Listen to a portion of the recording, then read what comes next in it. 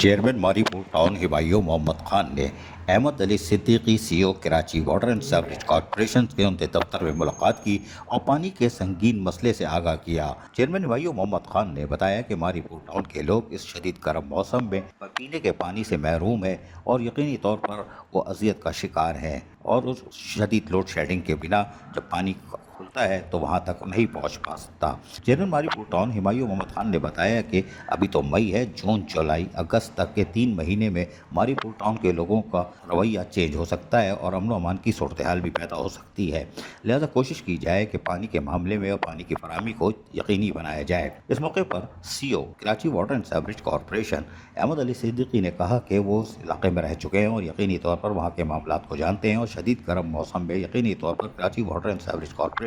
ہر ممکن اقدامات کر رہا ہے کہ پانی کو فراہمی کو تسلسل کے ساتھ یقینی بنایا جا سکے۔ تاہم کچھ علاقوں میں پائپ لائن پھٹنے کے واقعات ہوئے تھے جن کو درست کر دیا گیا ہے، جس سے پانی کی صورتحال میں قدرے بہتری آنا شروع ہو گئی ہے۔ چیئرمین ماریپور ٹاؤن ہمایوں محمد خان نے واضح طور پر بتایا کہ شدید گرم موسم میں ماریپور ٹاؤن کے لوگ پینے کے صاف پانی سے محروم ہیں اور یقینی طور پر وہ احتجاج کرتے دکھائی دیتے ہیں۔ آج میں انہی کا مقدمہ لے کے آپ کے پاس آیا ہوں کہ کوشش کریں کہ پانی کی فراہمی کو تسلسل کے ساتھ جاری رکھا جا سکے۔ عزیز عارف، KBS بلدیاتی نیوز کراچی۔ ایسی ہی خوبصورت ویڈیوز فیوچر میں حاصل کرنے کے لیے ریڈ بٹن پر کلک کر کے اور بیل آئیکن کو پریس کر کے ہم سب کے سبسکرائبر بننا مت بھولیے۔